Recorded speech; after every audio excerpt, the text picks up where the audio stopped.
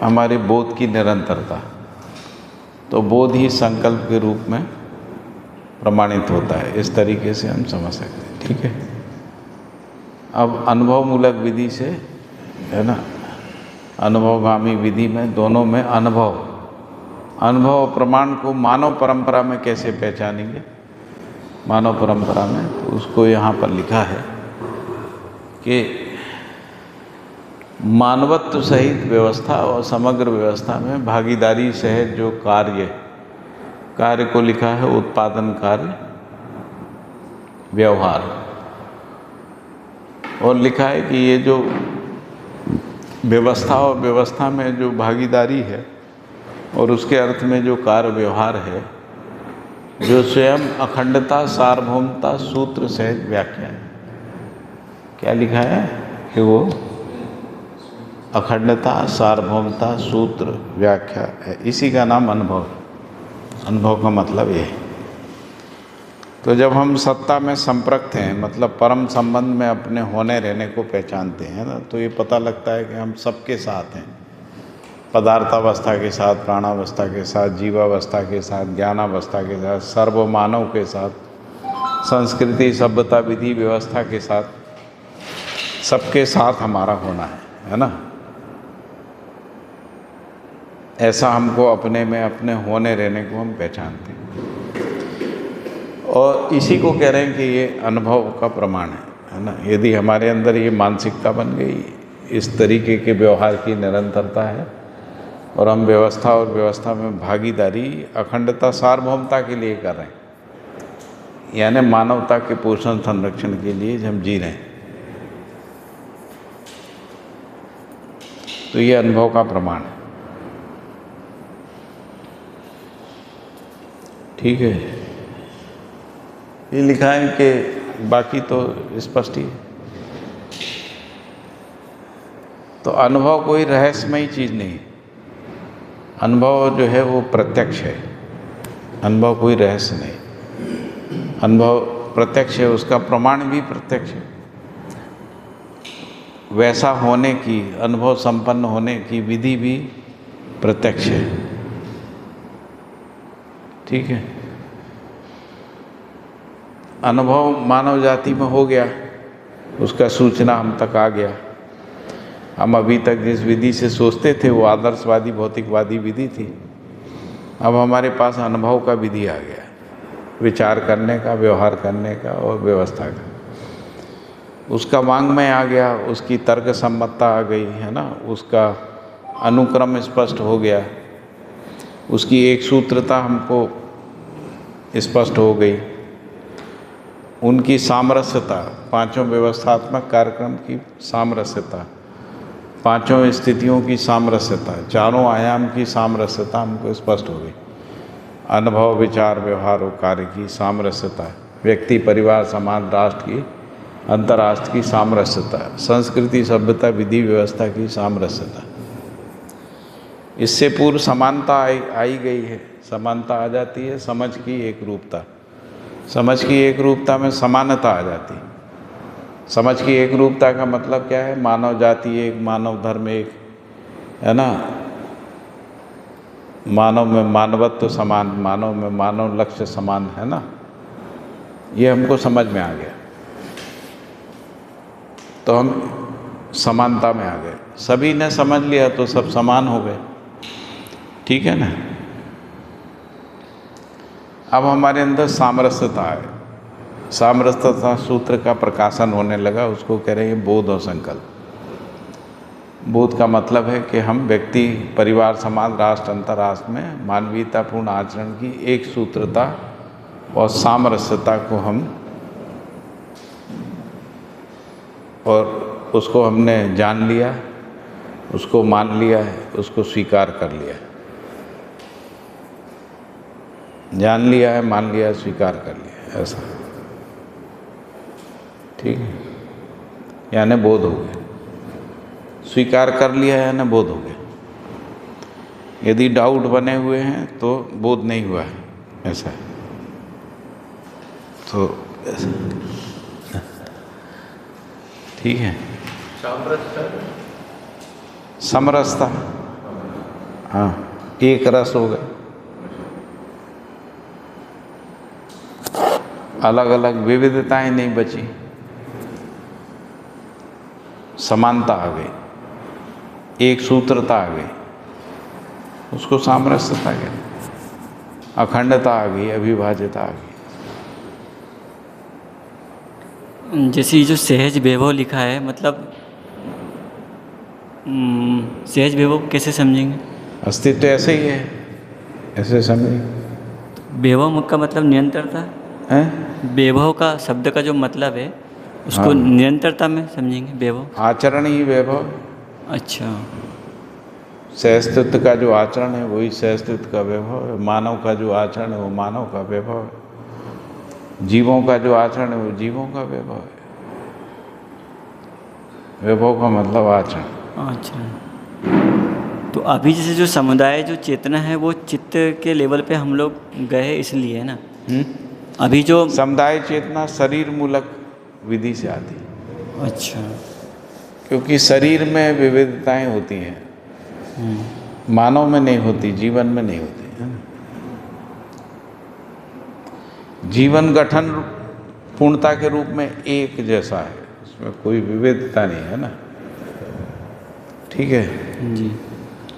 मानव जो है, मानव जाति एक, मानव लक्ष्य एक, मानवत्व एक, उस दृष्टिकोण से मानव एक जैसा है, हर मानव एक जैसा।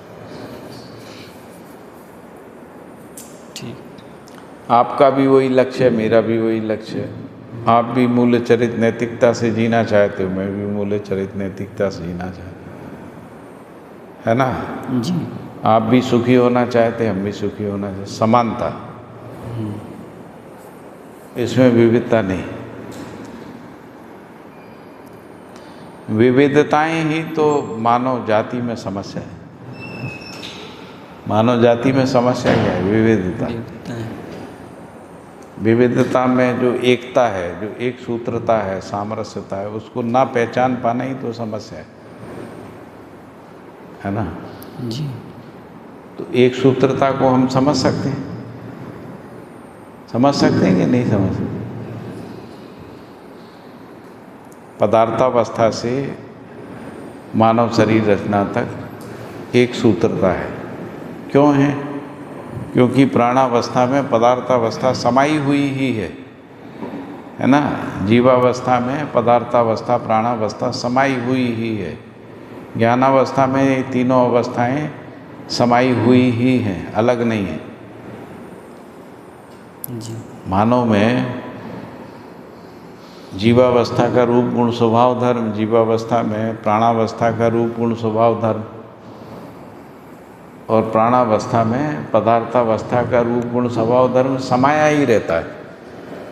यदि इससे अलग कर देते हैं तो वो अवस्था नहीं है। जैसे प्राणावस्था में से पदार्थावस्था का रूप गुण स्वभाव धर्म व्यक्त होने लगे, तब वो पदार्थावस्था है, प्राणावस्था नहीं है ना। ऐसा तो संयुक्त प्रकटन है वो।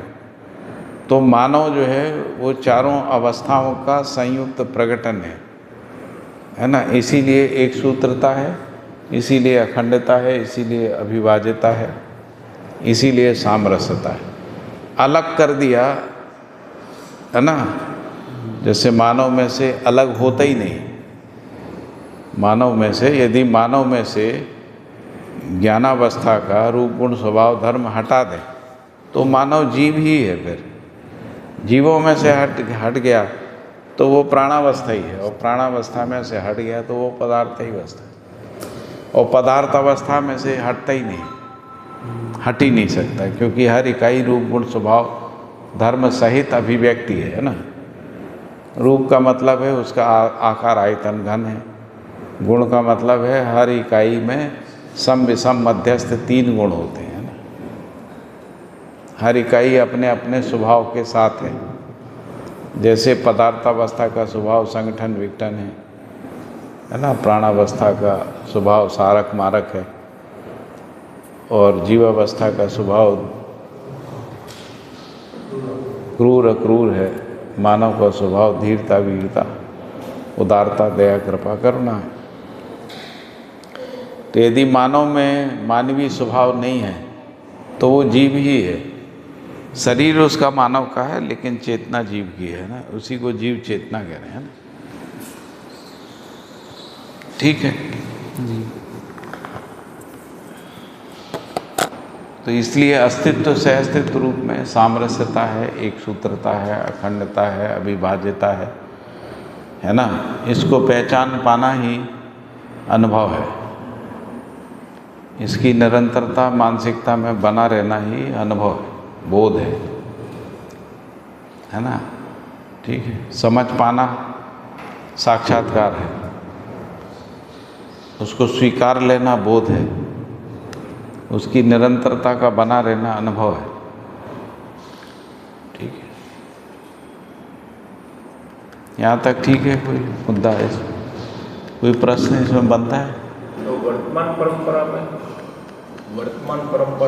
क्या वर्तमान जो परंपरा है वो जीव चेतना में है। अभी मानव को समझने जाते हैं तो मानव या तो पशु मानव है या राक्षस मानव। पशु मानव का मतलब होता है कि जिसके स्वभाव में दीनता प्रधान, हीनता और क्रूरता है। राक्षस मानव का मतलब होता है जिनके स्वभाव में क्रूरता प्रधान, दीनता और हीनता है। जैसे मानव अपने अस्तित्व को बचाए रखने के लिए दूसरे के अस्तित्व को नष्ट करता है, क्षति पहुंचाता है, वो क्रूरता है। उस स्थिति में मानव जो है क्रूर राक्षस मानव है ना। और यदि मानव में अभाव है, आश्रय प्रवृत्ति है, अपना दुख दूसरे से दूर कराने का प्रवृत्ति है, ये सब ही दीनता का लक्षण। दीन क्यों होता है आदमी?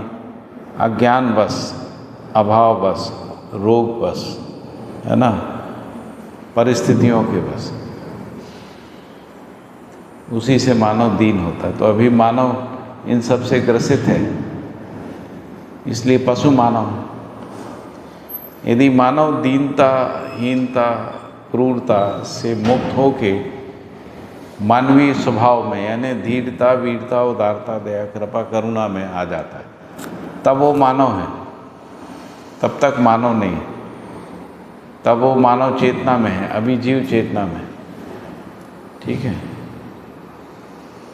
जीव चेतना में ही समुदाय होते हैं, क्योंकि जीवों में समुदाय चेतना है।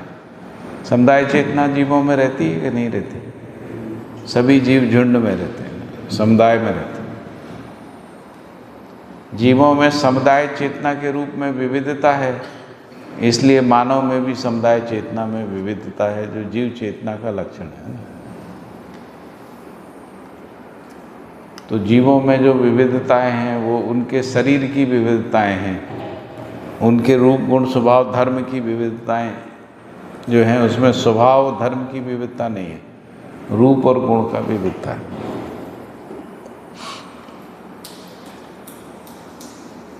धर्म तो सबका जीने की आशा ही है ना, ऐसा है। तो मानव विविधता से मुक्त हो सकता है यदि मानव अपने को मानव जाति एक है इस अर्थ में पहचानता है। मानव धर्म एक है, मानव में मानवत्व एक है। मानवत्व यानी मूल्य चरित नैतिकता एक है ना। मानव में मानव लक्ष्य एक है। मानव लक्ष्य समाधान, समृद्धि, अभय, सहस्थित। मानव लक्ष्य क्या है? समाधान, समृद्धि, अभय, सहस्थित। मानव में मानव भाषा एक है, क्योंकि वो मानव भाषा क्या है? कारण, गुण, गणित। तो जितनी भी बोलियां हैं, जितनी भी भाषाएं हैं, सब इन तीन तरीके से ही व्यक्त हैं। कारण, कारणात्मक भाषा के रूप में, गुणात्मक भाषा के रूप में और गणितात्मक भाषा के रूप में। चाहे वो हिंदी हो, अंग्रेजी हो, गुजराती हो, मराठी हो, कन्नड़ हो, चाइनीज़ हो, फ्रेंच हो, है ना, सभी भाषाओं में कारण, गुण, गणित है ना।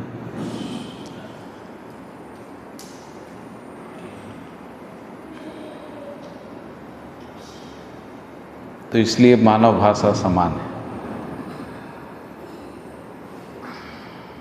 यहाँ से मानव जाति एक है तो मानव धर्म एक है, मानव में मानवत्व समान है, मानव में भाषा एक है, यहीं से सामरस्यता सूत्र हैं, यहीं से मानव जाति एक है ये आता है। अखंड मानव समाज के रूप में मानव पांचों स्थिति में एक है, ऐसा ये मानसिकता में समझ में आता है।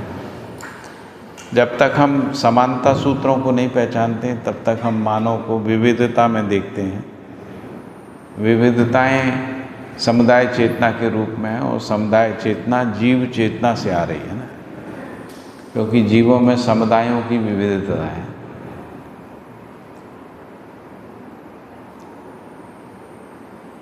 इसलिए जीवों से मानव आए, इसलिए उसमें समुदाय चेतना है। उस विविधता के मूल में जाते हैं तो शरीर मूलक चेतना है ना। जब हम स्वयं को शरीर मान के देखते हैं, उसके कारण में जाते हैं तो पता लगता है कि जो मेरा प्रिय सबका प्रिय नहीं होता है, इसलिए समुदाय चेतना बनती है। तो प्रिय का जो दृष्टि है वो कैसे बनता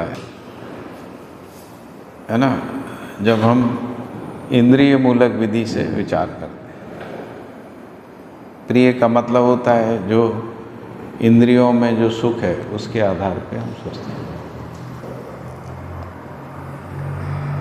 जो रुचिकर है उसको हम कहते हैं वो प्रिय है ना।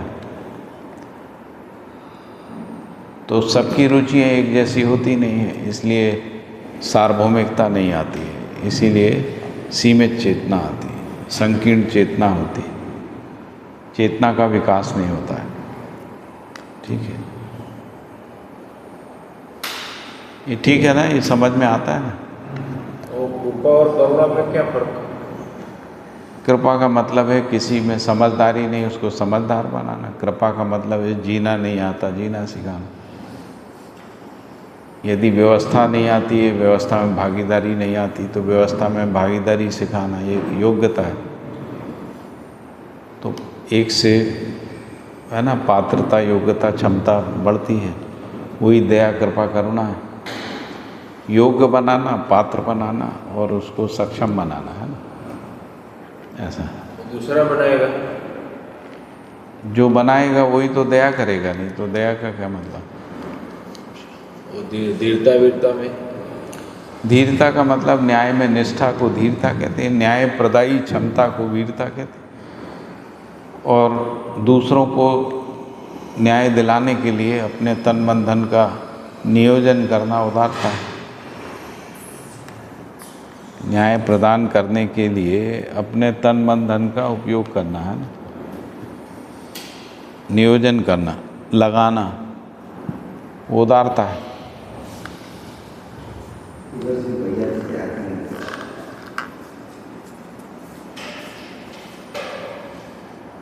कौन करेगा? पूरा मानव जाति। जो जागृत होगा वही करेगा। जैसे समझाएगा कौन? जो समझा हुआ होगा। सिखाएगा कौन? जो सीखा हुआ होगा। जो व्यवस्था में जी चुका है वही व्यवस्था में जीना सिखाएगा, है ना। उसको ही करो ऐसा। जो वो दृष्टि में करुणा बोलते हैं, दृष्टि में थोड़ी करुणा होती है। जब करुणा होती है मानव में तब दृष्टि एक तरीके से दिखती है, बस इतना ही। करुणा मानव में होती है ना, आँख में कोई करुणा नहीं होती। जैसे हम गुस्से में होते हैं तो एक तरीके की आँख दिखती है, लेकिन गुस्सा आँख में नहीं होता ना, मानव में होता। आँख में करुणा नहीं होती, करुणा मानव में होती है। जब हम करुणा में रहते हैं तो हमारा चेहरा, भाव, भंगिमा, मुद्रा, अंग आहार एक तरीके का दिखता है ना। यदि हम गुस्से में रहते हैं तो दूसरे तरीके से भाषा, भाव, भंगिमा, मुद्रा अलग तरीके से दिखती है ना। तो भाषा करुणा नहीं है, भाव करुणा होता है। मूल रूप से भाव ही करुणा है ना। तो जो जैसा भाव होता है वैसी मुख मुद्राएं होती हैं। तो मुख मुद्रा कोई दया कृपा करुणा नहीं है। ऐसा हम मुख मुद्रा से अनुमान लगाते हैं। जैसे मान लीजिए हम कोई मूर्ति देखते हैं ना, बुद्ध की, महावीर की या देवी देवताओं की, उससे अनुमान लगाते हैं कि इनके अंदर क्या भाव होगा, है ना। जैसे हम कोई उग्र भाव चेहरे पे देखते हैं तो हम अनुमान लगाते हैं कि कोई क्रोध है, नाराजगी है, ऐसा गुस्सा है, ऐसा। शांत भाव देखते हैं तो अनुमान लगाते हैं शांति है, ऐसा।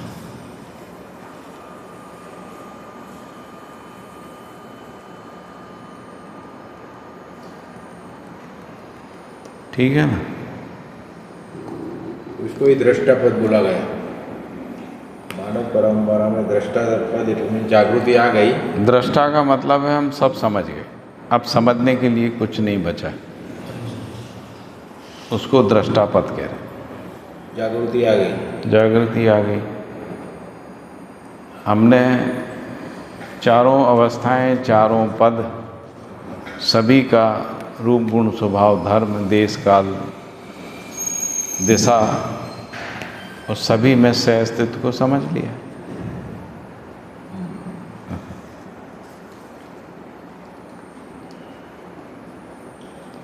ठीक है ना।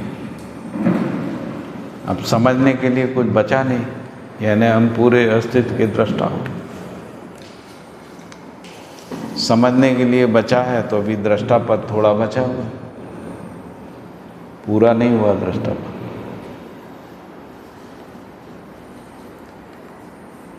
तो अस्तित्व को सहअस्तित्व रूप में, प्रकृति को सहअस्तित्व में, चारों अवस्थाओं को सहअस्तित्व में, है ना। यदि हम अध्ययन करते हैं तो हम सब समझ जाते हैं, सब चीज़ें समझ में आ जाती। उसको व्यक्ति के रूप में टुकड़े टुकड़े में समझते हैं तो हम अनंत काल तक नहीं समझ सकते, है ना। पूर्णता में समझते हैं तो समझ में आ जाता है, अपूर्णता में समझते हैं तो कभी नहीं समझ सकते।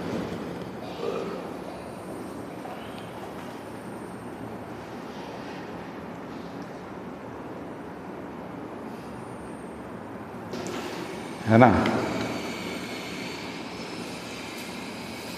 व्यक्ति में एकता को समझेंगे तो व्यक्ति में एकता समझ में आएगी?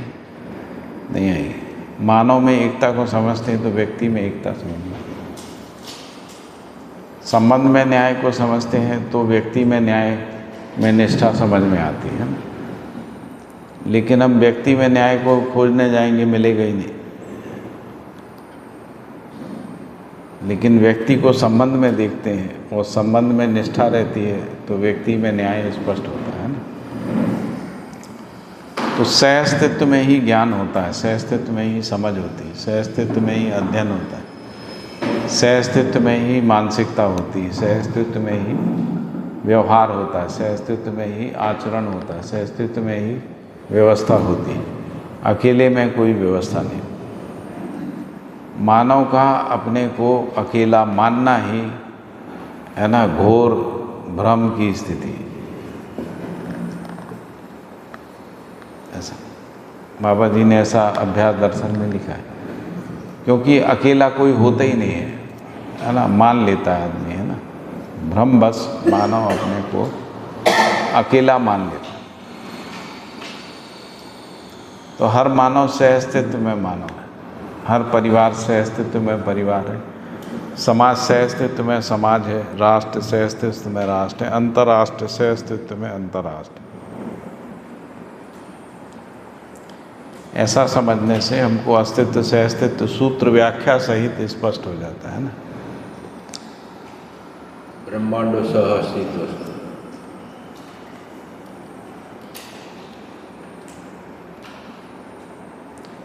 ऐसा समझने से सभी अपने हैं, कोई पराया नहीं। सब पूरा है, सब पूर्ण है, सब पूर्ण समझ गए तो बढ़िया ही बढ़िया, बढ़िया, मज़ा ही मज़ा है, आनंद ही आनंद, आनंद ही आनंद। Very good. जब तक हम अपने को संकुचित, सीमित, स्वार्थी, संकीर्णता में देखते हैं तब तक समस्या ही समस्या। तब तक जीने का वैभव ही नहीं है, मानव की गरिमा ही नहीं है। अकेले जीने में मानव का क्या गरिमा है? ऐसा बोला जाता है सब मेरे शरीर है। गरिमा संपन्न आदमी किसको कहेंगे? जो सामाजिक है, जो सबकी सोचता है, सबके लिए काम करता है, वही तो गरिमामान है ना। अकेला अपना जीता है, अपना खाता पीता है, अपना गुलछर्रे उड़ाता है ना, तो उसमें क्या गरिमा है, उसमें क्या वैभव, उसमें क्या महिमा है ना।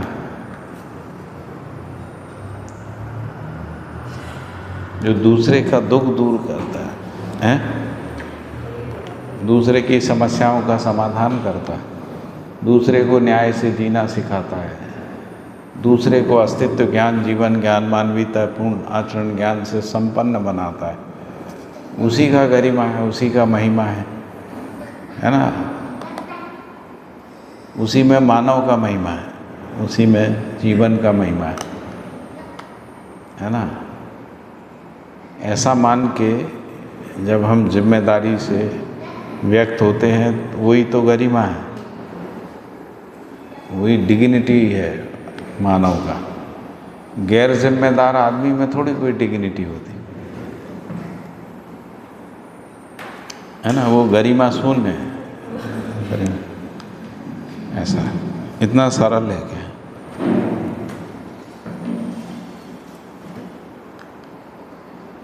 सरल है, कठिन है? ऐसा बोला जाता है चैतन्य प्रकृति मेरा अंग है। चैतन्य प्रकृति जो है वो मेरा ही अंग है, अंग, ऐसा बोला जाए। मैं ही चैतन्य प्रकृति, बराबर। जैसे मैं हूँ वैसे ही ये शरीर है, तो शरीर में कोई अंग शरीर नहीं होता है, शरीर में सब अंग होते हैं ऐसा। तो इसलिए चैतन्य प्रकृति में मन, वृत्ति, चित्त, बुद्धि, आत्मा, ये सब चैतन्य प्रकृति, उसी को जीवन कहते हैं, जो गठनपूर्ण परमाणु है। जीवन शरीर के साथ शरीर को चैतन्य बनाए रखता है। जब जीवन निकल जाता है तो शरीर चैतन्य रहता नहीं है ना। तो जब तक जीवन है तब तक शरीर चैतन्य है, जीवन नहीं है तो शरीर चैतन्य नहीं है ना, जड़ है। लेकिन जब तक जीवन इसमें है तब तक शरीर को जड़ नहीं बोलेंगे, वो चैतन्य है ना। इसलिए मानव चैतन्य अवस्था में है। ठीक है, इसलिए मैं अमर हूँ, अजर हूँ, बिल्कुल अविनाशी है, पक्का पक्का, कोई डाउट नहीं जी। जैसे अभी बोल रहे कि समुदाय मानसिकता है, तो इसके आगे जो बुद्धि के लेवल पे भी क्या क्रम रहेगा? बुद्धि के लेवल पे विषमता होती नहीं है, हाँ, इसलिए समुदाय मानसिकता बुद्धि के लेवल पे हो ही नहीं सकती। जहाँ तक विषमता है वो चित्त का लेवल है ना। चित्त में भी चिंतन, जैसे ही चिंतन शुरू होता है समुदाय मानसिकता विलय हो जाती है। समुदाय मानसिकता का विलय हो जाना ही चिंतन का पूरा होना है। ठीक है, तो जो संप्रदाय मानसिकता विषमताओं का खत्म होना है। संप्रदाय मानसिकता का मतलब तो समुदाय मानसिकता समझ में आया मेरे को। समुदाय मानसिकता, हाँ, उसी को आजकल संप्रदाय मानसिकता बोलते हैं। अच्छा, संप्रदाय वैसे एक अच्छा शब्द है। वैसे तो संप्रदाय का मतलब होता है सम्यक प्रदाय क्रिया, उसको संप्रदाय कहते हैं। मतलब कोई एक अनुसंधान करता है, वो अनुसंधान को लोकव्यापीकरण करता है, उसको संप्रदाय बोलते हैं। जैसे मान लीजिए आपने कोई एक विद्या सीख ली, उस विद्या को समाज में फैलाते हैं। तो मान लीजिए कुछ लोगों ने वो विद्या सीख ली, उसको समाज में फैलाते हैं, वो संप्रदाय। समाज में नहीं फैलाते, समुदाय। ठीक है। सरल है।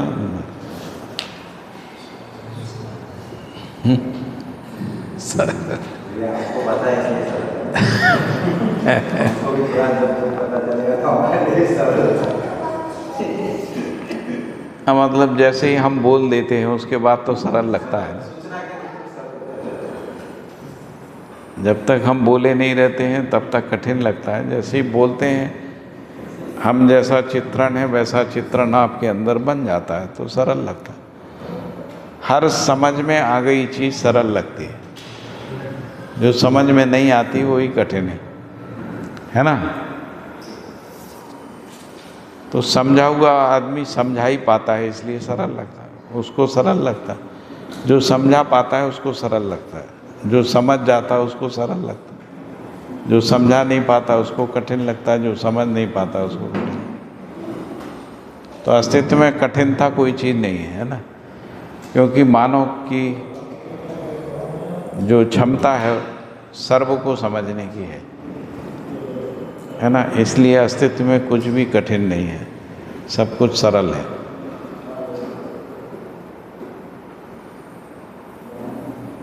तो अस्तित्व जो है सहजता, सरलता, सुगमता, सुलभता, उसकी अभिव्यक्ति है अस्तित्व। इसके विपरीत जो भी है वो सब सह अस्तित्व विरोधी है ना। जटिलता, असहजता, है ना, ये सब जो है सह अस्तित्व विरोधी है। सुगम ना होना है ना, सुलभ ना होना, यदि सबको सुलभ नहीं होता है ना, वो सह अस्तित्व विरोधी है। यदि सह अस्तित्व है तो सुलभ होता है। जैसे परिवार में यदि संबंध हैं तो वस्तुएं सबको सुलभ रहती हैं, संबंध नहीं रहता तो अपनी अपना दबा के रखते हैं, अपना अपनी अपनी तजोड़ी, अपनी अपनी खूटिया क्या बोलते, खूटी में दबा के रखते है ना। हमारे उत्तर प्रदेश में चलता है, खूटी में बांध के रख, दबा के, नोट वोट चांदी सोना है, हाँ खूटी में बांध।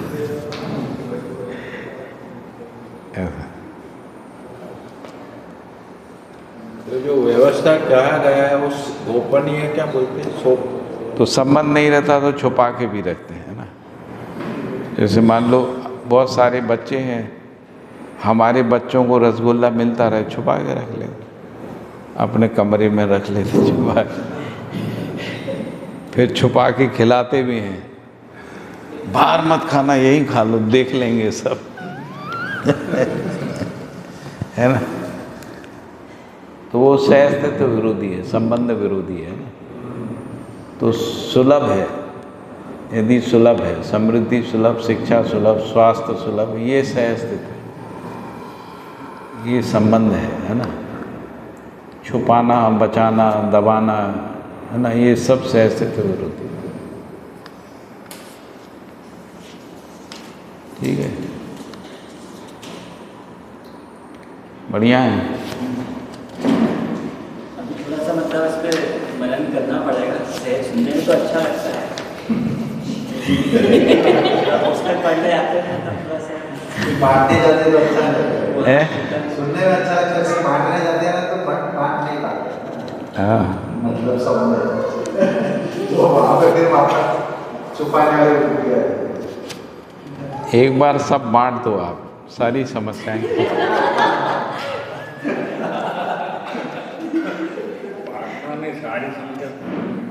बांटना चालू कर देंगे और उसमें किसी को नहीं समझ में आए तो आपका नंबर दे देंगे। और क्या, भैया का नंबर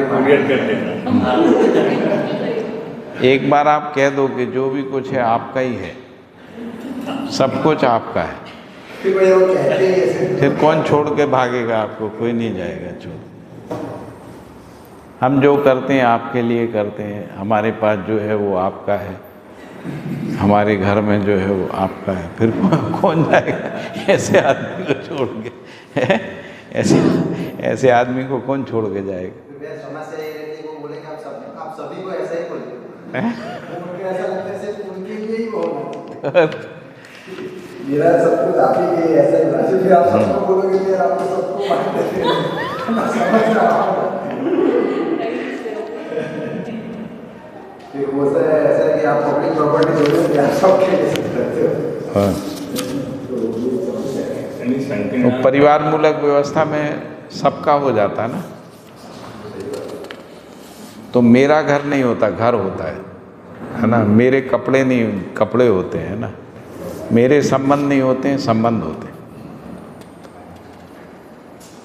तो हम संबंध में जीना, मेरे संबंध में जीना, कोई ये मेरे संबंध ही भ्रम है। मेरा कपड़ा, मेरी वस्तु, मेरा मकान, मेरी जाति, ये सब मेरा शरीर भी मेरा शरीर नहीं। शरीर भौतिक रासायनिक रचना ऐसा। जैसे जो संबंध बोलते हैं तो वो जो संबंध मानव शरीर और जीवन का जो संबंध है, ये भी संबंध है। हाँ, स्वयं में संबंध की स्वीकृति है। और जो संबंध है वो 7 संबंध है व्यवस्था के अर्थ में। इसी को संबंध है, 7 संबंध। जैसे 1 परमाणु है, 2 परमाणु साथ में, 3 परमाणु साथ। जब मतलब 2 परमाणु को एक संबंध बोलते हैं, 3 परमाणु हो तो उसका कुछ और नाम दे सकते। ऐसा ऐसा कैसे? तो जैसे ये जो परिवार गठन होंगे 10 सोपानी परिवार व्यवस्था में, मतलब स्वराज व्यवस्था में, तो यहाँ पे जो मतलब जैसे समाज में जो होगा तो उसको एक इकाई बोल रहे हैं। समाज में होगा तो समाज मानसिकता होगी तो वो एक इकाई उसको समझेंगे ना ऐसे। हाँ, एक इकाई है। उसी से वो एक रूपता समझ में आएगी अपने को। अखंड हाँ। समाज सार्वभौम व्यवस्था हाँ। उसी से क्लियर होगी। फिर जब समाज एक हो गया तो एक रूपता समझ में थोड़ी आएगी, उसमें जिएंगे एक रूपता। जिएंगे। समझने से पहले है ना, जब हम जी नहीं रहे तब समझना होता है, जीने के बाद समझना थोड़ी होता है, जीना होता है। पहले तो मेरे को समझ में आएगा तो मैं समझा पाऊँगा, तो फिर समझ के जी पाएंगे ऐसा। जैसे समाज एक हो जाएगा तब एकता समझ में आएगी, कि जब एक नहीं है तब एकता समझ में आएगी। एक एकता पहले समझ में आएगी तब हम एक होंगे। एक होंगे फिर समझना क्या है? जीना है, जीना है। फिर समझना नहीं है। एक नहीं है तब तक समझ।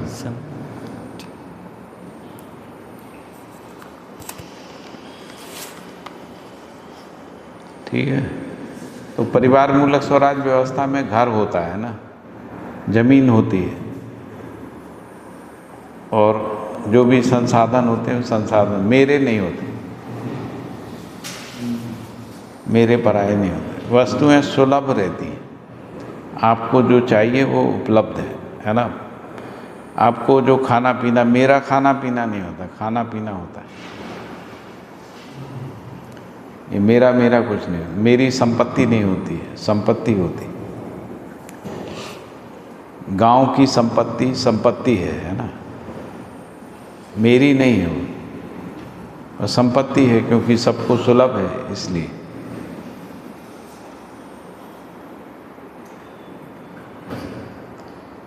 उसमें भी कैसे आएगा?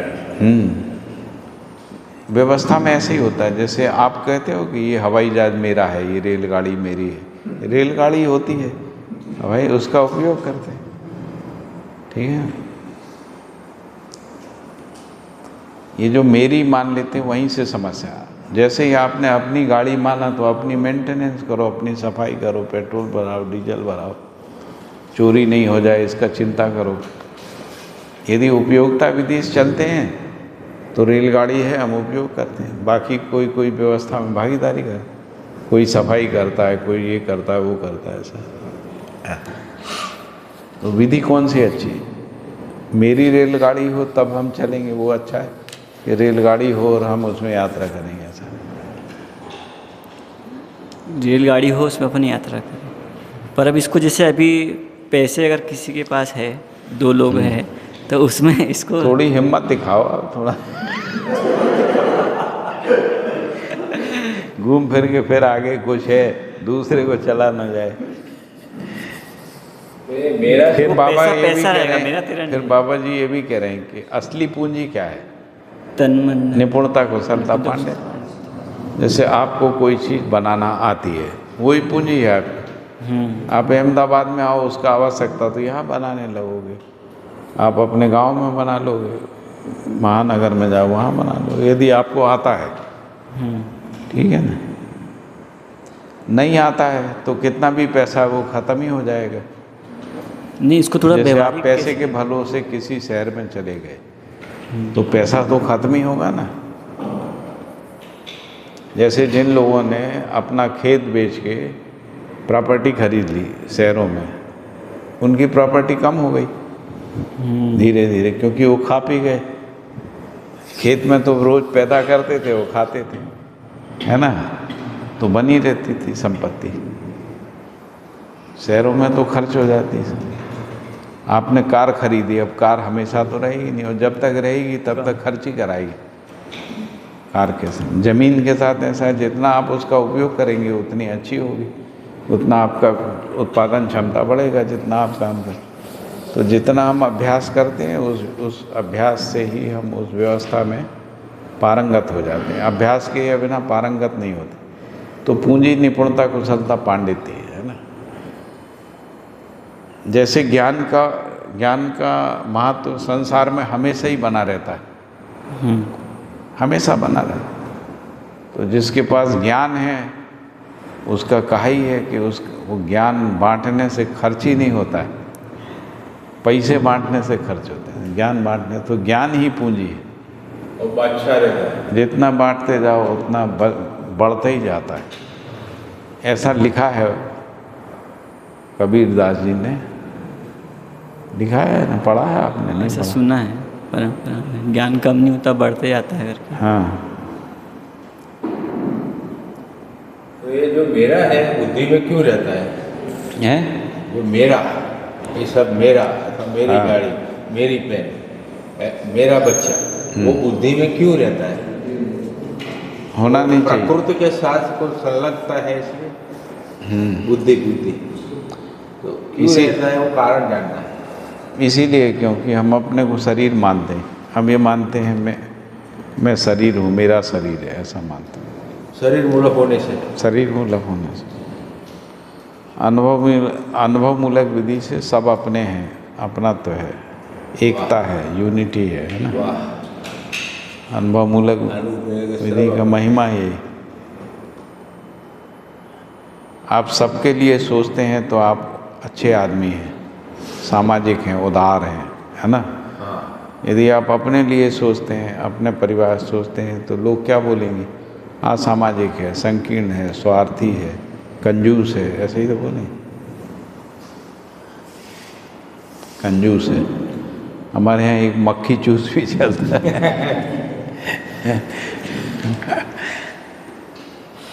और जो महिमा बोलते हैं 6 प्रकार के, वो कौन से 6 स्वरूप में कथित है महिमा को, वो क्या बोल रहे हैं? महिमा, हाँ, तो वो क्या समझने का? 6 स्वरूप में स्वयं में विश्वास,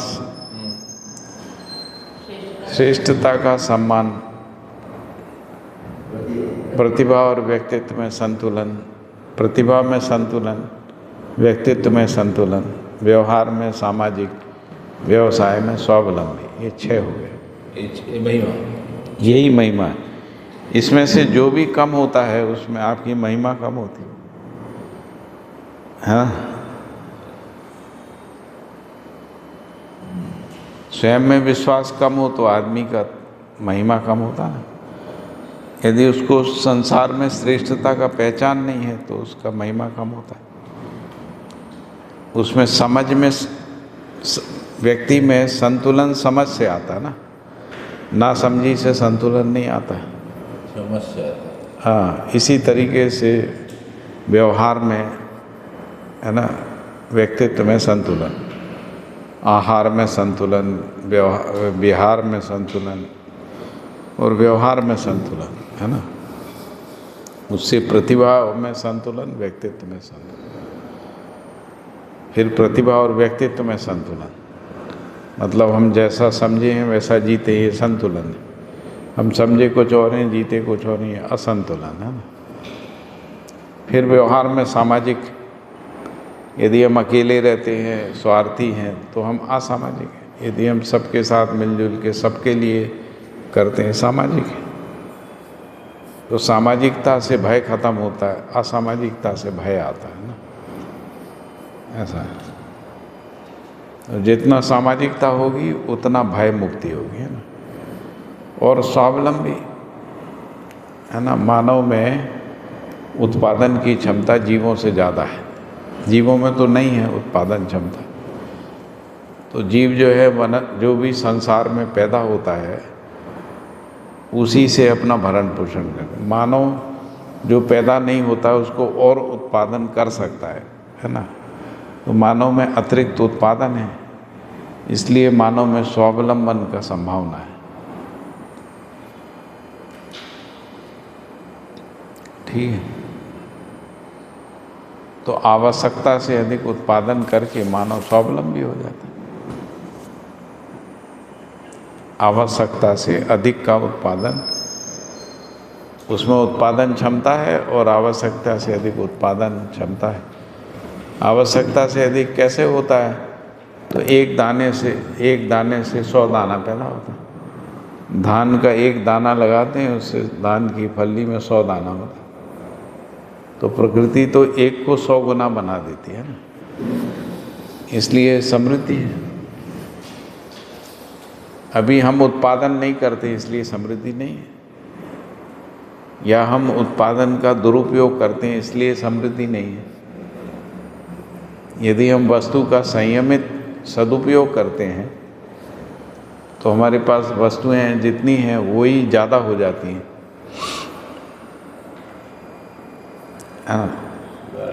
आवश्यकता का पहचान नहीं होने के कारण से जो आवश्यक नहीं है उसके लिए दौड़ते रहते। आवश्यकता का पहचान नहीं होने से जो हमारे लिए अनावश्यक है, अवांछनीय है, जो बंधनकारी है, जो विकार और आसक्ति में फंसाता है, उसके लिए दौड़ते रहते हैं। उसी में थक जाते हैं, क्योंकि उसमें जिसमें जो नहीं है उसको पाने से उससे वो मिलता नहीं है। आप जो पाना चाहते हैं वो उस वस्तु में होता है तभी तो मिलेगा। मान लो आप पोषकता पाना चाहते हैं तो यदि उस वस्तु में पोषकता होगी तभी मिलेगा। जंक फूड से थोड़ी पोषकता मिलेगी। लेकिन फिर भी हम जंक फूड खाते रहते हैं तो उससे हम ग्रसित हो जाते हैं, विकारग्रस्त, दोषग्रस्त हो जाता है शरीर हमारा, है ना।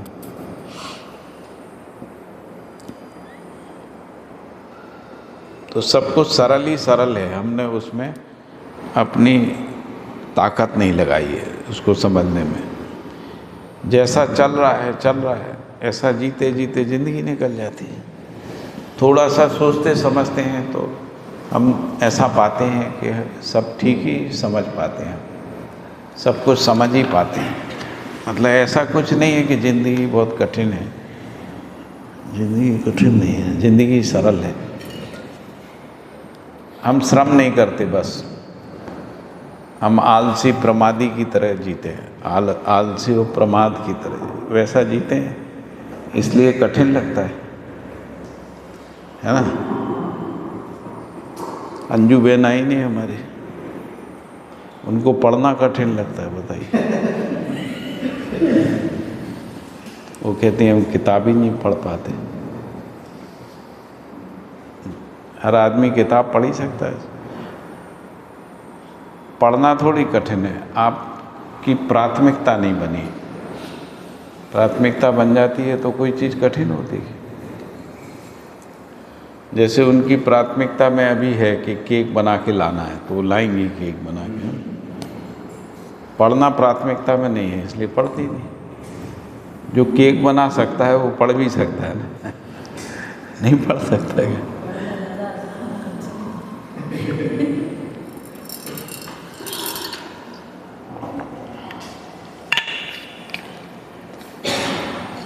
निष्ठा भी नहीं होती, प्राथमिकता तभी नहीं आती जब निष्ठा नहीं होती उस चीज़ को। हाँ,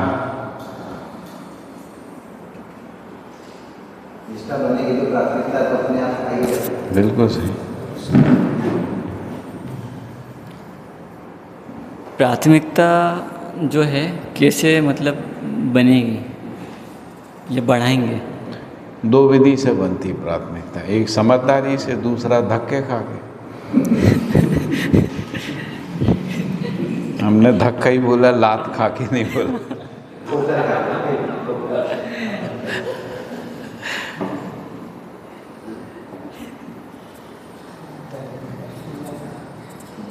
जब थपेड़े पड़ते हैं ना तब सीखता है। जैसे कोरोना में कुछ सीखा, थपेड़ा पड़ा तो कुछ सीखा, है ना? ठीक। जैसे युद्ध हो जाए तो हम एक हो जाते हैं, सब एक दूसरे का सोचने लगते हैं, फ़ोन करने लगते हैं, भैया कोई दिक्कत तो नहीं है ना? तो यदि हम संबंध को पहचाने ही हुए, है ना, और एक है कि हमको जब धक्का पड़ता तब संबंध देखते हैं, तो अच्छा विधि है कि हम संबंधों को पहचाने रहें, एक दूसरे के सहयोग को पहचाने रहें, सहयोग करते रहें। और दूसरा विधि है कि आप नहीं करोगे, जब धक्का पड़ेगा तब संबंध याद आएंगे, तब सहयोग याद आएगा, तब आपको लगेगा कि हम भी सहयोग करते तो आज हमारे लिए कोई सहयोग करता है ना, ऐसा। तो ये दो ही विधि है, या तो समझ समझ के जी लो या धक्के खा के सीख लो। अभी प्रकृति ने धक्का मारना शुरू किया है ना, प्रकृति ने अभी आपको धक्का मारना शुरू कर दिया। कितने दिन बचेंगे और कितने दिन बचेंगे? और 10-20 साल।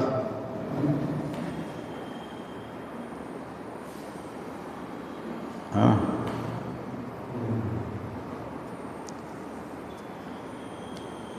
बच तो नहीं सकते, रहना तो नियंत्रण में ही पड़ेगा। जैसे अभी हम लोग डंडे से नियंत्रित हैं, दंड विधियों से नियंत्रित, तो या तो आप डंडे से नियंत्रित रहो, नहीं तो समझदारी से रहो। दो ही विकल्प हैं यहाँ पर। समझदारी से रहोगे तो डंडे की ज़रूरत नहीं, समझदारी से नहीं रहोगे तो डंडे के बिना और कोई विधि नहीं आज तक मानव जाति में, है ना? इसीलिए कहा कि फिर डंडे से सीखे। अभी तक मानव जाति में दंड ही विधि है ना, दंडे से नियंत्रित करने का विधि है, जिसको दंड विधि कहते हैं। दंड विधि को ही शासन विधि कहते हैं। शासन का मतलब डंडे से नियंत्रण, पुलिस से नियंत्रण, पुलिस का डंडा, मजिस्ट्रेट का डंडा, जज साहब का डंडा, कानून का डंडा, भाषा ही ऐसा बोलते हैं। एक्चुअली दंड कोई शब्द ही नहीं है, दंड ही शब्द होता है, डंडा। वो डंडे से दंड निकला है ना। कितने दंड? तो उनने कहा 10 डंडे, 10 डंडे मारो या दंड।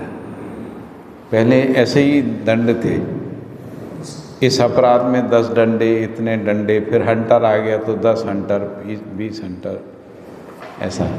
पहले सजा ऐसे ही होती थी। अभी हो गया जेल में बंद कर दो, थोड़ा मजदूरी करा लो, ऐसा। तो दंड ही है, अर्थदंड हो गया, है ना? आपने खूब मेहनत से कमाया और आपने ट्रैफिक में पकड़े गए, तो पता लगा कि जो दिन भर कमाया था, 2 दिन कमाया था, वो ले गए, तो आपका 2 दिन का डंडा पड़ गया, ऐसा। ठीक है ना? गलत तो नहीं है?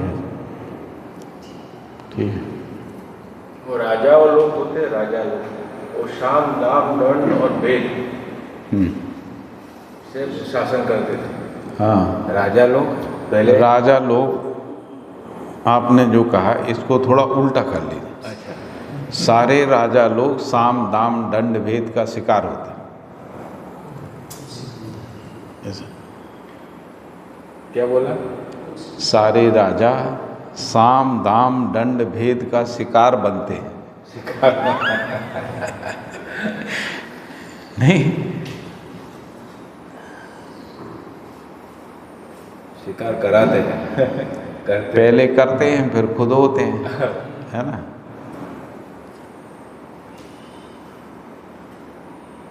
जब करते हैं तो अच्छा लगता है, जब उनके साथ होता है तो जितना अच्छा लगा होता है वो सब निकल आता है ऐसा है ना।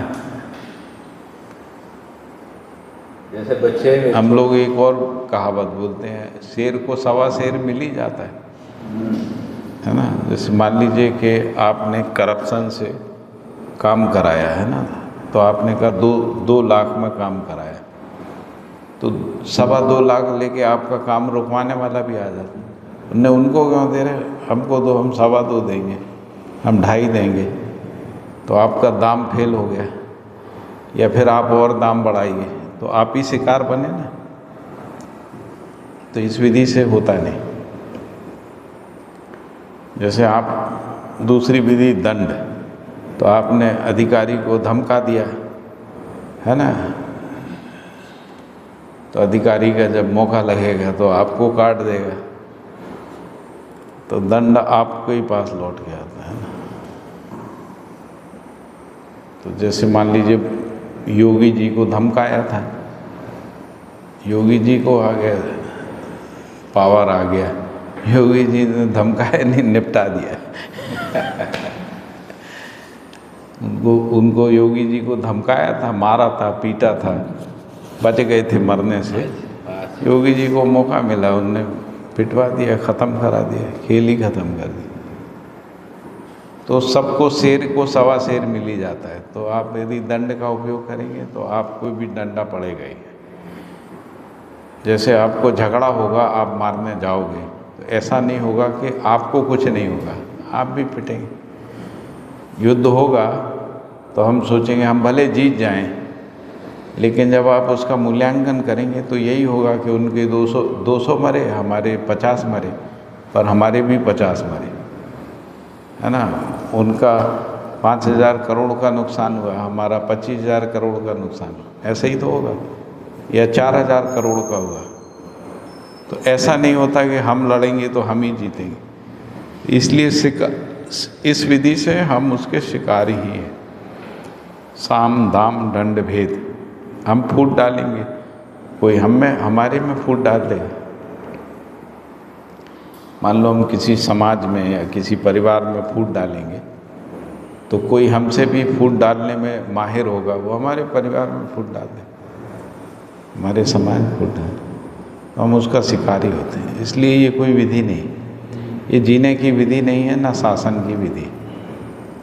शासन न्याय से चलेगा ना, न्याय से, नियम से, है ना, सत्य से, धर्म से शासन चलेगा तो शासन स्वीकार होगा। साम दाम दंड भेद से चलेगा तो जो करेगा वो इसका शिकार होगा, है ना, ऐसा होगा। ये छोटे बच्चे होते हैं, उसके साथ बात बनाना होता है, समझाना होता है, तो उसके बुद्धि लेवल तो है ही नहीं। छोटी बच्ची है, मान लो कि इधर ये बच्ची है तो कुछ करती है, उसको हमको उसको शिक्षा देना है, तो शाम दाम हम लगाते हैं। उससे पूछो प्रेम से, करुणा से, कि अंदर तुम से हमारा- समझदार हो कि ना समझ। हाँ? उससे पूछो तुम समझदार हो कि ना समझ। आप समझदार हैं कि ना समझदार?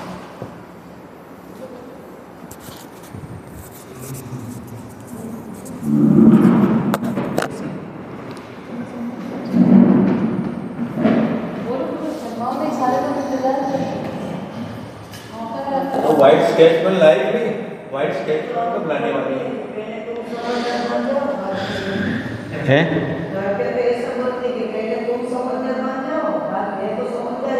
हाँ, हम तो समझ, इसमें कोई डाउट है क्या? अब फोटो लो, उसको फोटो लो अंदर। हाँ, वो तो सामने है, हमारे वर्ग में है।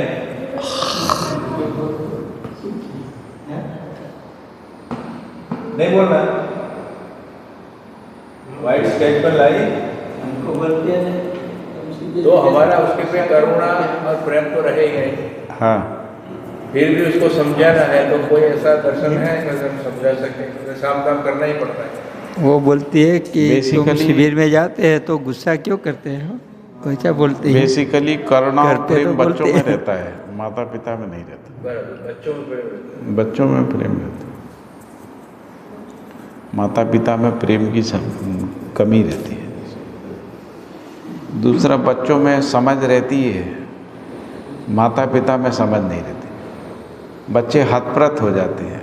हमको जैसा देखते हैं ना, उसको देख के हतप्रत हो जाते, तय ही नहीं कर पाते हैं ऐसा ये क्यों करते हैं ऐसा, उसी में जिद्दी हो जाते हैं, समझ में ही नहीं आता। जैसे किसी ने बच्चे को मार दिया, उसको समझ में नहीं आता मुझे क्यों मार दिया, समझ में ही नहीं आता। एक्टिव तो बहुत होते हैं। हमारी एक बीच वाली बेटी है, तो उसको बड़ी वाली बेटी ने मार दिया था। तो हम घर में घुसे तो रो रही थी। हमने क्या हुआ, कहने दीदी ने मार दिया। तो हमने उस बड़ी बेटी को 2 झापड़ मारे, है ना, तो वो रोने लगी जोर जोर से।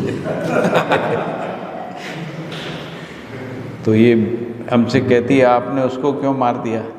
तो मैंने कहा कि इसने तुमको मारा ना। तो उसने कहा कि उसने मारा तो मैं रो तो रही हूँ। आपने उसको क्यों रुला दिया। तो बच्चों में समझदारी होती है, हम में नहीं होती। वो ये नहीं चाह रही थी कि हम उसको मारें, वो ये चाह रही थी कि हमको ये ना मारे, इतना ही चाह रही थी। छोटे बच्चे में क्या बोलते हैं, उसमें कपट नहीं, उसमें बदला लेने का प्रवृत्ति नहीं रहता है। हाँ, है ना। ऐसे छोटे बच्चे में हमारे अंदर बदला लेने, हम बदला लेने की विधि से ही सोचते हैं, है ना। तो वो बदला नहीं ले सकती, तो उसकी जगह से हमने बदला ले लिया। वो ये नहीं चाह रही थी, वो ये चाह रही थी कि भाई हमको दीदी ना मारे, बस इतना ही चाह रही। आम तौर पे बच्चे ऐसे ही होते हैं, जनरल सही होते हैं, सही कार्य करते हैं, सही करते हैं।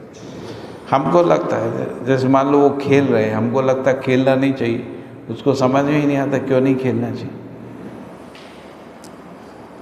क्यूरियोसिटी उसमें ज़्यादा, क्यूरियोसिटी ज़्यादा है, तो नया नया खेलती है, नया नया वो करती है। मतलब उसको आप वैसे देखो ना, वो समझना चाह रही, ये क्या है, वैसा क्या है, इधर क्या है, उधर क्या है, कौन है ना। तो मैंने उससे बहुत सी बात कर ली अभी। उसने कई लोगों को स्टिकर लगाया था, तो मैंने ऐसे ही दूर से इशारा किया, है ना। वो समझ गई, वो लेके आई स्टिकर वहाँ से, है ना। वो तो लगाओ। और फिर ऐसे ही नहीं लगाया उसने, ऐसे ही नहीं लगाया, वो अपना मूल्यांकन करती रही। अच्छा, इसमें से कौन सा स्टिकर लगाना चाहिए, है ना। तो उसमें से खोजा, कोई थोड़ा डाउट हुआ तो पिताजी से पूछा भी कौन सा, तो फिर पिताजी ने जिस पे उंगली रख दी उसको सही मान लिया, उसने वो स्टिकर ला के हमको लगा दी। तो आप फर्स्ट नंबर में आ तो गए। इतना कम्युनिकेशन हमारा बिना बात किए भी चल रहा है, ऐसा चलता रहे। इन बच्चों में क्या है, कपट नहीं होता है, बनावट नहीं होती है, समझ भी रहती है। हाँ, वो बड़ा मूल्य हम है। लोग नासमझ होते जाते हैं, जितने उम्र ज़्यादा होती उतने नासमझ हो जाते। ये पूरी व्यवस्था में जैसे बच्चे झूठ नहीं बोलते, बड़े झूठ बोलते हैं, तो जो झूठ बोलते हैं वो समझदार हैं, या झूठ नहीं बोलते वो समझदार।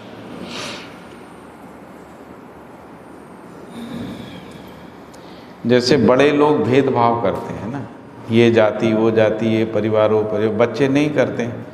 बच्चे नहीं करते हैं तो बच्चे समझदार हैं या बड़े समझदार हैं जो भेद करते हैं, है ना। बच्चे जैसे बड़े लोग आज्ञा पालन नहीं करते, क्या आज्ञा पालन नहीं करते। जैसे मान लो आपकी पत्नी आपसे कहे ये कर दो, तो कभी कर देते, कभी नहीं करते। बच्चे कैसे होते हैं, आज्ञा पालन, जो कहो वो कर दो। तो समझदार कौन है, तो बच्चे समझदार होते हैं, हम ही खराब करते हैं। तो हम बच्चों को समझदार कब बना सकते हैं, मतलब जितना उनमें समझ है उससे ज़्यादा बढ़ा दें। जैसे मान लो वो सत्य बोलने का उनमें प्रवृत्ति है ना, तो वो सत्य दूसरे को भी सत्य संप्रेषित कर पाएँ, ये सिखा दें तो हम समझदार हैं। जैसे वो न्याय में जीना चाहते हैं, यानी भेदभाव से, गुण विधि से जीना चाह रहे हैं, वैसे ही जीते रहते हैं, तो वो दूसरों के साथ भी भेदभाव के बिना जी पाएँ, ऐसा हम उनको सिखा दें, तब तो हम हमारे प्रति बच्चों में ये स्वीकृति बनेगी कि हमारे माता पिता समझदार हैं। तो हम भेद करना हम सिखाते हैं, गलत करना हम सिखाते हैं, झूठ बोलना हम सिखाते हैं, मारना हम सिखाते हैं। बच्चा थोड़ी मारता है, हम सिखाते हैं। हमको देख के, जैसे मान लो हमने छोटे बच्चों को मार के हम सुधारते हैं, तो ये बिटिया देखती है तो वो डर जाती है ना। फिर एक समय के बाद उसको लगता है कि मारना ही कोई विधि होती है, तो वो भी मारने लगती है। तो परिवार में कोई सदस्य जिद्दी होता है, उसकी मांग पूरी हो जाती है, तो उसको लगता है कि मेरी बात पूरी करने की एक विधि है ये जिद करना, तो वो जिद करते हैं। तो सीखती तो परिवार से ही है। तो परिवार ना समझ होता है ना, हम परिवार माने रहता हम समझदार हैं, बच्चों को हम समझाते हैं। होता उल्टा है, हम बच्चों को बिगाड़ते हैं क्योंकि हम समझदार नहीं होते, ऐसा है। तो फिर जिद्दी बच्चे कैसे ठीक हो सकते हैं? जिद्दी जो बच्चे हैं, अपने परिवार में कोई जिद्दी ना हो तो बच्चे ठीक हो जाते हैं। हम जिद्दी रहे, हम बच्चे जिद्दी नहीं हो, ऐसा तो होगा। जन्म से थोड़ी बच्चा जिद्दी होता है।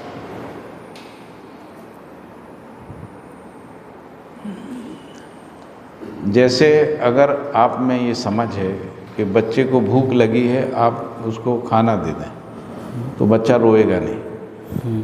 भूख लगी आप खाना नहीं देते तो रोता है। हाँ, ऐसा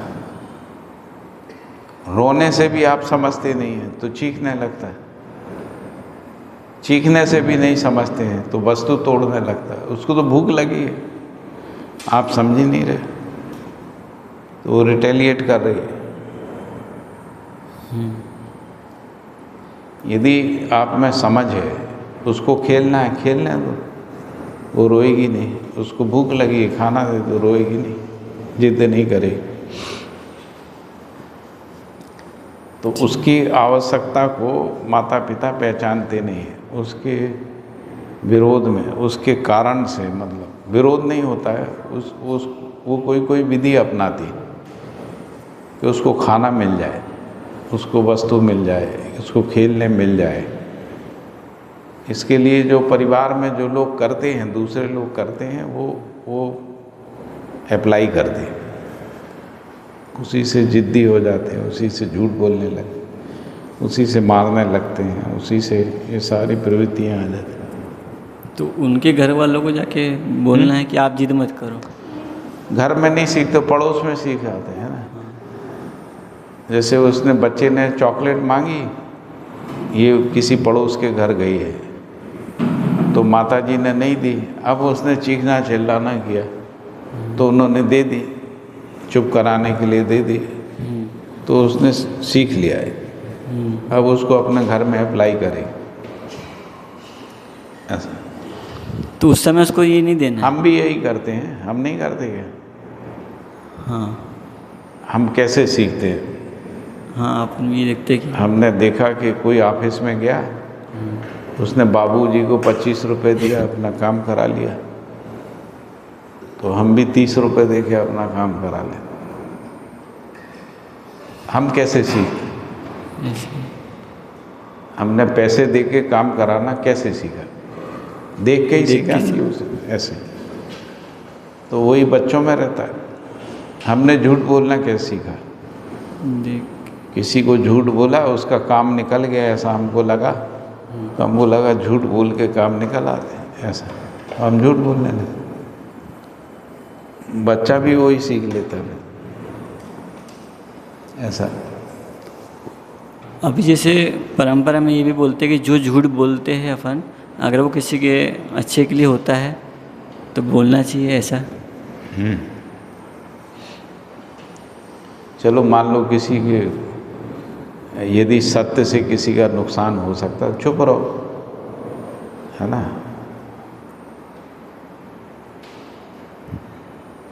लेकिन झूठ तो नहीं बोलो ना।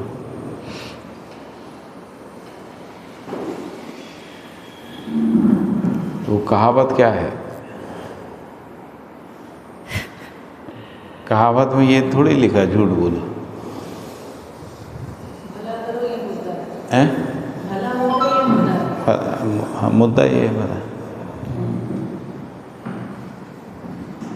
उसको मेरे को याद नहीं आ रही है, लेकिन सत्य बोलो जो प्रिय है मधुर। हाँ, वो कह रहा ना बोलो, ऐसा बोला, ये नहीं कह रहा झूठ बोलो। मतलब हमने अपनी सुविधा से उसको गढ़ लिया, झूठ बोलो। हाँ, परंपरा मतलब बहुत सारा ऐसा बोला जाता है जिसमें कर भला तो हो भला भी, कि बोलते अगर भला करते तो भला का उल्टा लाभ होता है। ऐसा बहुत सारी चीज़ें मतलब है परंपरा में। परंपरा में नहीं, ये आपने है भ्रमित संसार में ऐसा।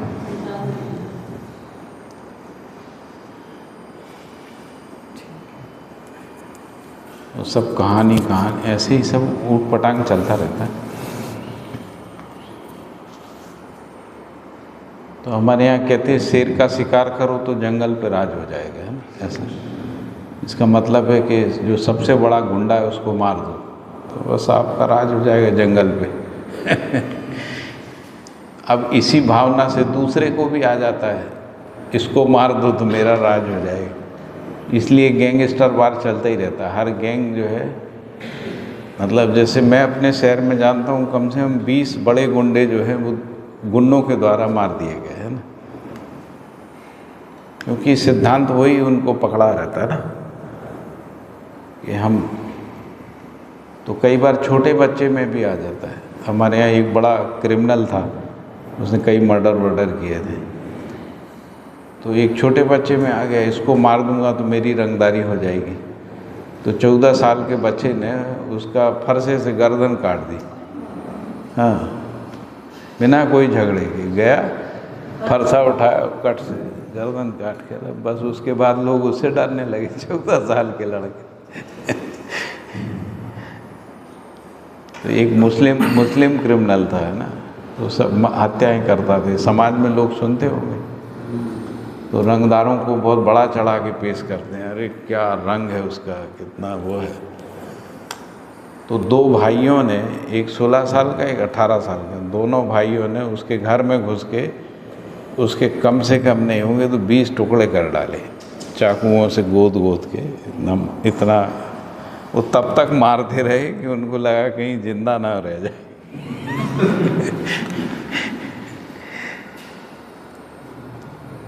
तो अब उनकी रंगदारी हो गई 2 भाइयों की।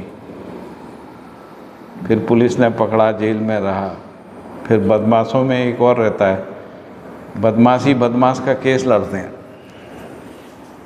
तो जो बड़ा बदमाश, सातिर बदमाश होता है, वो कहता है कि यदि इनका जमानत कर देंगे तो ये 2 हथियार हमको मिल गए अब समाज पे राज करने के लिए, तो हम इनको इस्तेमाल करेंगे, जाओ उसको मार दो, वहाँ खड़े हो जाओ, ये ऐसा केस हम लड़ रहे हैं तुम्हें, तो उसकी चिंता मत करो। ऐसे से सब गलती से यही जो छल कपट धम पाखंड कह रहते हैं, उससे फिर यही सब निकलता है संसार में। तो अच्छा सोचना, अच्छा करना का कोई नतीजा अच्छा कोई या नहीं कोई? अच्छा ही होता है, हमेशा अच्छा ही होता है। अच्छे करने का अच्छा ही होता है, खराब कभी नहीं। थोड़ा धैर्य से मिलता है, लेकिन मिलता है। बुरे करने का बुरा ही होता है। समाज बुरा होता है तो और बुरा फैलेगा ना समाज में। अच्छे से अच्छा फैलेगा, थोड़ी देर में अच्छाई आएगी लौट के, लेकिन आएगी। लोग ठीक हो जाएंगे, मित्र अच्छे हो जाएंगे, संबंध अच्छे बन जाएंगे, लोग सम्मान करेंगे, सहयोग करेंगे, आपस में प्रेम मैत्री बढ़ेगा, ये सब हो जाता है। अभी जैसे कि आप बोल रहे थे योगी जी वाला वगैरह से रिकॉर्ड होता है ना, तो उससे आपको कभी रिकॉर्ड में डल गया तो उससे कभी? योगी जी खुश रहेंगे, उनको पता लग जाएगा कि मेरी कोई तारीफ भी कर रहा था। नहीं तो आपके अंदर मतलब आप ऐसा- क्यों डर रहे हो ना, आपको थोड़ी परेशान करेंगे। नहीं नहीं, मेरे को परेशान नहीं करेंगे, पर मैं ऐसा आपके अंदर मतलब ऐसा भय जैसा कुछ नहीं आता। हम तो योगी जी को भी कह सकते हैं कि आपने ये बड़े ये योगी है, वो व्यवहारिक योगी है, सार्वभौमिक योगी है। तो उसको क्या होगा? कुछ नहीं होगा। शांत रहो, शुद्ध रहो, पवित्र रहो, निर्मल रहो, संतोष में कई रहो। बार हम नाम इसलिए भी नहीं लेते हैं, कई बार निकल आता है, आपको समस्या नहीं हो जाए कि आप किसको सुनते रहते हो यार। अच्छे प्रबोधक को पकड़ो ना जो। नहीं, इसमें से कट कर देना, वो शब्द को कट कर देना। एक योगी का शब्द जो प्रयोग किया है कट कर देना, और सार्वजनिक जाएगा पूरा विश्व में। तो केस कर देंगे, तो हम आएंगे साक्षी। ये बोला वो भी कर। आपको बताएं, यदि ये योगी जी तक पहुंच जाए तो हमारी मेहनत सफल हो गई।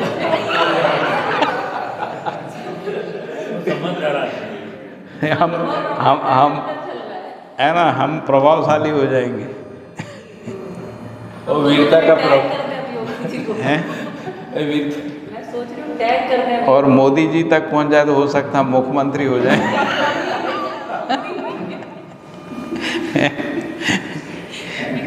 इस वीडियो में हैशटैग योगी हैशटैग मोदी करने जैसा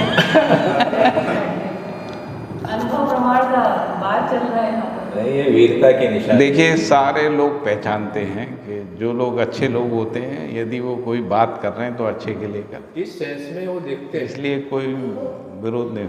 हमको तो आज तक किसी ने विरोध नहीं किया, पता भी लग गया तो भी नहीं किया, ऐसा नहीं। पता भी नहीं करते लोग, इंटेंशन पता हो जाए। मतलब जैसे मैं योगी का कॉम्पिटिटर होता है, मुझे वोट लेना उनको, तो फिर होता है। उनको पता है ये आध्यात्मिक लोग हैं, समाज में अच्छे के लिए काम कर रहे हैं। यदि कोई उदाहरण देते हैं तो उसका ये मतलब नहीं है कि हमको डिफेम करना चाहे। वैसे जो मैंने कहा वो सब सही है। उसमें गलती कुछ नहीं। नहीं, आपके शुभेच्छक है, उसको कल धन्यवाद वो देना। भी हमारे, कल वो क्लास में नहीं कह रहे थे, रिकॉर्डिंग में, लेकिन श्रवण भाई भी कह रहे थे कि मुख्तार ने बहुत मारा था, उसका बदला लिया है। मैंने सुना था। सुना ना? पर आप इस प्रकार से बोल रहे हैं, हाँ, उस प्रकार से क्या है, लोग ऐसे बातें नहीं करते और भी प्रबोधक लोग। तो मैं इसलिए आपको कहीं मेरे को लगा कि आपका भाव कैसा रहता है ये जानना चाहता आप ये मान के सुनो कि हम प्रबोधक नहीं हैं, वो लोग प्रबोधक हैं। इसमें हमको कोई तकलीफ नहीं है ना। नहीं, बाहर भी मैं ऐसा देखा हूँ कि ना जो हमको कोई डर है, ना हमको प्रबोधकों से डर है, ना हमको योगी मोदी से डर है ना। हाँ, ना हमारा योगी मोदी से विरोध है, ना प्रबोधकों से विरोध है। हमारे अंदर जो आता है उसको अपन जैसा आता है वैसा व्यक्त कर देते हैं ना। हाँ, नहीं वो वीडियो तो आईडी से हमारे कटवाते अंदर हैं। कोई कृत्रिमता नहीं है। हमको आपको डांटना होगा तो हम डांट भी देंगे, पुचकारना होगा तो पुचकार भी देंगे। हमको पाखंड नहीं आता है ना। तो मैं किसी को पाखंडी नहीं कह रहा हूँ, मतलब मेरे स्वभाव में नहीं है, मेरी प्रवृत्ति में नहीं है। इसलिए कई बार ऐसा होता है, लोग कहते हैं कि रिकॉर्डिंग में नहीं जाएगा, तो हमने कहा हमको कोई दिक्कत नहीं है, जाए तो नहीं जाए तो आप एडिट कर दो तो भी हमको कोई दिक्कत नहीं, आप एडिट नहीं करो तो भी हमको कोई तकलीफ नहीं। हम भय के कारण से जो है हम अपनी बात पूरी नहीं कर पाए, ऐसा हमको स्वीकार नहीं। तो हम बिना भय के बोलते हैं। ठीक है, अभी पूरा हो गया, आत्मा तक जाना। ये हो गया ना। अनुभव हो गया, संबंध बाकी रहता है। अनुभव अंतिम सिद्धि है। अनुभव से अधिक कुछ नहीं है। अनुभव से अधिक जो है वो केवल प्रमाण है। अनुभव जब प्रमाणित होता है तो वो अनुभव से अधिक है। मतलब जैसे आप समझ गए हैं, समझ से अधिक क्या है। यदि उस समझ से जी पाते, वो समझ से ज़्यादा है, क्योंकि वो समझ को प्रमाणित करता है, समझ को पुष्ट करता है ना, दूसरों की समझदारी का स्रोत बनता है। क्योंकि लोग जो है प्रमाण को मानते हैं, लोग है ना प्रमाण को मानते, ऐसा है। तो शास्त्र प्रमाण बोला है वो क्या है? आपका प्रमाण अथवा अनुभव प्रमाण और शास्त्र प्रमाण, उनमें डिफरेंस क्या है? यदि आप्त हम किसी को आप्त मान लेते हैं तो वो जो कहता है उसको सही मान लेते हैं, इसको आप्त प्रमाण कहते हैं। लेकिन आप्तों के आचरण में नहीं हो, है ना, और वो बोलते हैं तो उसको प्रमाण नहीं बोल सकते। और यदि शास्त्रों में विरोधाभासी बातें लिखी हुई हो तो शास्त्र को कैसे प्रमाण माने? अच्छा, तो एक शास्त्र कुछ कहता है, दूसरा शास्त्र कुछ कहता है, तीसरा कुछ कहता है, चौथा कुछ कहता है ना। गीता कुछ कहती है, बाइबल कुछ कहती है, कुरान कुछ कहते हैं, धम्मपद कुछ कहता है, तो हम किसको मान लें? तो हम हिंदू हैं इसलिए हम गीता को मान लें, और वो धम्मपद हैं, बौद्ध हैं इसलिए वो धम्मपद को मान लें? इससे तो सत्य पता नहीं लगेगा। तो सत्य जो है अस्तित्व में ही प्रमाण के रूप में सत्य जो है वो प्रमाणित होता है, अनुभव प्रमाण के रूप में, व्यवहार प्रमाण के रूप में, प्रयोग प्रमाण के रूप में। तो ये तो प्रमाण को बाबा जी ने चेंज कर दिया, क्योंकि हम अपनी किताब के आधार पे ये कहते हैं हमारी किताब श्रेष्ठ है, दूसरा व्यक्ति अपनी किताब के आधार पर कहता है उसकी किताब श्रेष्ठ है। तो इससे तो संसार में श्रेष्ठता का पहचान होगा नहीं ना, झगड़े ही होंगे। जैसे मान लो हम गीता को अच्छा मान के गीता की शिक्षाओं को देते हैं, और मैं ये मानता हूँ गीता में अच्छी शिक्षाएं हैं, मतलब ऐसा मेरा मानना नहीं कि गीता में, कुरान में, बाइबल में अच्छी शिक्षाएं सब में हैं, लेकिन दूसरे धर्म वाला उसका विरोध करता है। हमारा जो कानून भी ऐसा है, संविधान है, वो इस पे रोक लगा देता है। यदि कोई विरोध करता है तो रोक लगा देता है, स्टे कर देता है, आप नहीं पढ़ा सकते इसको, क्योंकि राज्य जो है वो धर्म निरपेक्ष है, ऐसा है। यानी किसी धर्म का प्रचार नहीं करेगा, जबकि राज्य को होना क्या चाहिए? धर्म का ही प्रचार करना चाहिए। हर धर्म में जो अच्छी बातें हैं उसी को राज्य को प्रमोट करना चाहिए। मान लीजिए किसी धर्म में सबको ये लगता है कि ये 10 बातें इसमें अच्छी हैं, तो उन 10 बातों को प्रमोट करना चाहिए। मान लीजिए जिन 90 बातों में आपको कन्फ्यूज़न है उन पे नहीं करना चाहिए, उनको प्रमोट नहीं करना। तो होना तो यही चाहिए। जैसे जन्म और मृत्यु हर धर्म कहता है, वो हाँ। प्रमाण है, शास्त्र प्रमाण होगा। ऐसे बताओ थोड़ा और हमको। जैसे जन्म मृत्यु हर धर्म में बोलता है, हर संप्रदाय में बोलता है, वो प्रमाण बात हो गई शास्त्र प्रमाण। ऐसा 2-4 दृष्टांत बताओ। किस में?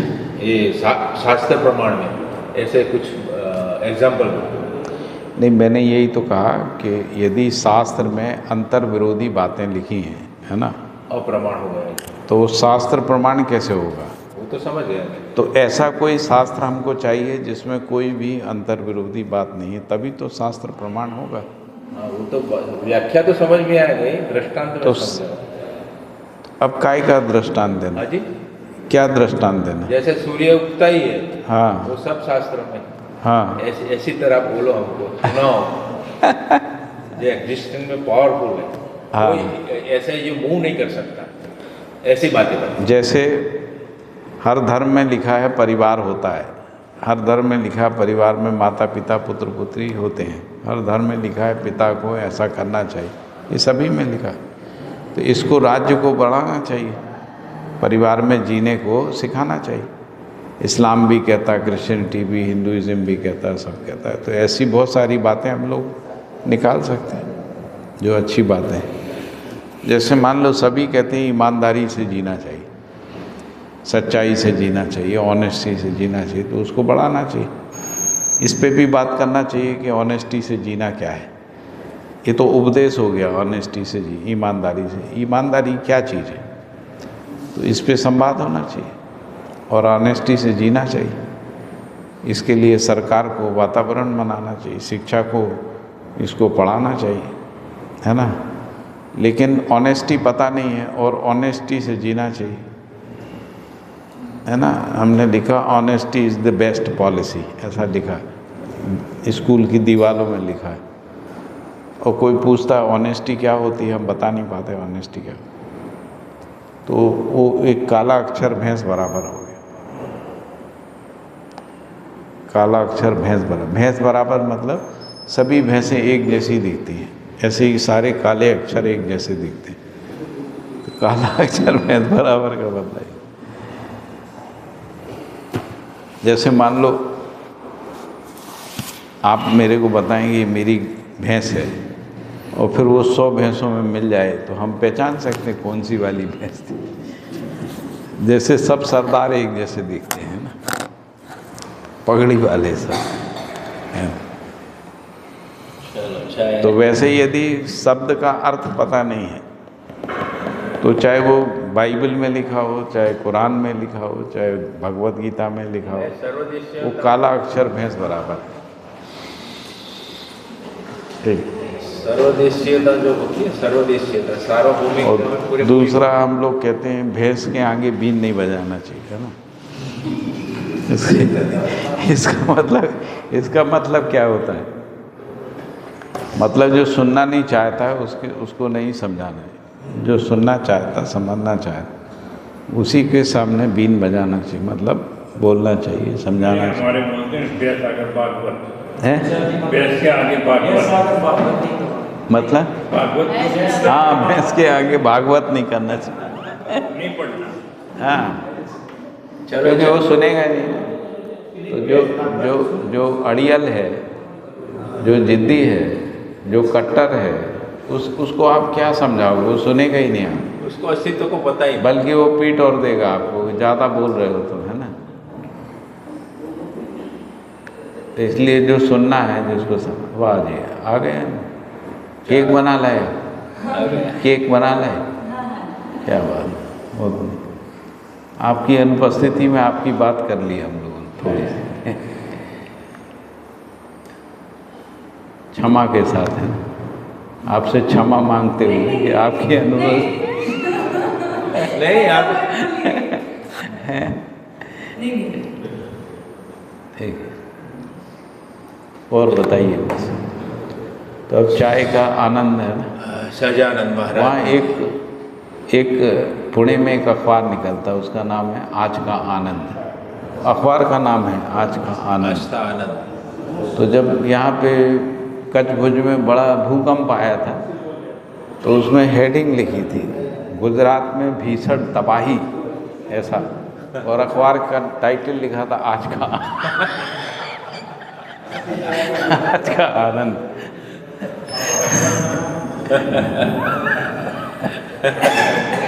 तो कई बार ऐसा भी हो जाता है। हाँ। तो मुझे पता नहीं था वो अखबार का, है ना, कि नाम है। तो मुझे बड़ा आश्चर्य हुआ, वो कह रहा आज का आनंद, आज का आनंद, गुजरात में भीषण तबाही, आज का मैंने कहा यार ऐसे बोलोगे लोग मारेंगे तो फिर उसने कहा क्या हुआ? कहले वो अखबार का नाम है आज का।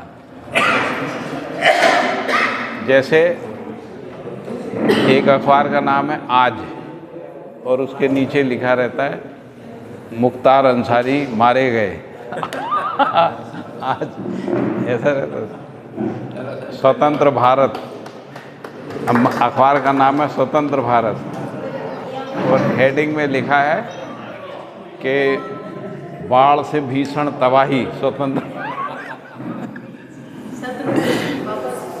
पूरा घोषित करें। हाँ, इसके आगे के कार्यक्रम कुछ बोलना है? हमारे कहाँ गए प्रवक्ता? सुनील भाई कहाँ गए भाई? सुनील भाई, हर्ष भाई, सुनील भाई, कुछ अनाउंस करना हो तो अनाउंस कर दीजिए। आगे का कार्यक्रम, अगले महीने का कार्यक्रम, आगे का कार्यक्रम, अध्ययन की सूचना। पठन का सूचना कुछ भी देना हो।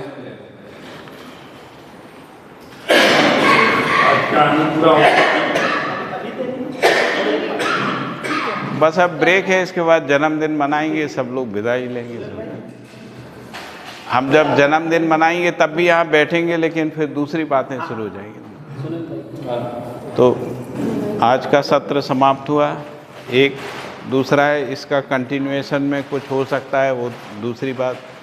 जो लोग और अध्ययन करना चाहते हैं उनके लिए कोई सूचना हो तो तीसरी बात। ऐसे आप बाकी चौथी, पाँचवीं, छठवीं के लिए आप फ्री हैं।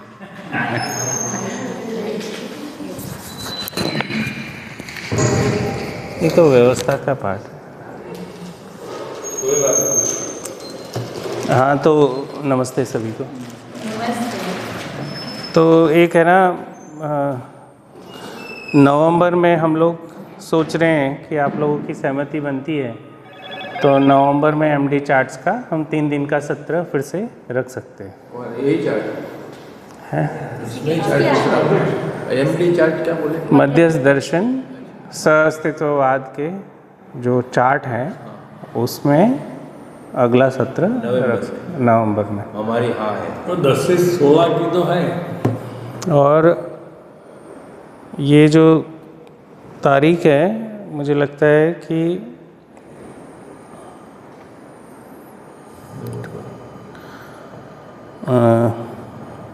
20, 21, 22 या 21, 22, 23 नवंबर है ना, ठीक है, के आसपास अगर अपन रखें, क्योंकि 10 से 16 अपन दूसरा एक सत्र है मानव व्यवहार दर्शन का। ठीक है, 24 तारीख को छुट्टी रहेगी, मतलब मंडे आ रहा है, इसलिए छुट्टी है। 22, 23, 24 भी कर सकते हैं। उसमें छुट्टी 24 तारीख।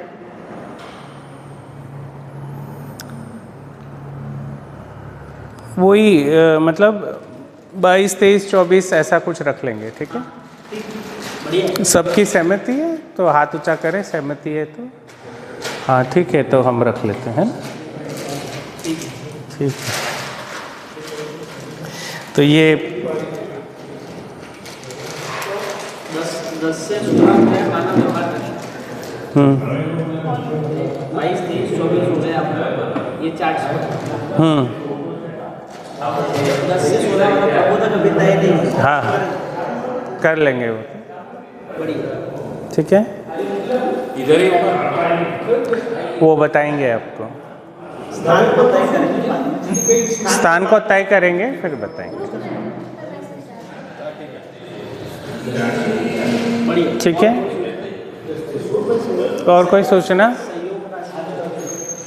हाँ, सहयोग राशि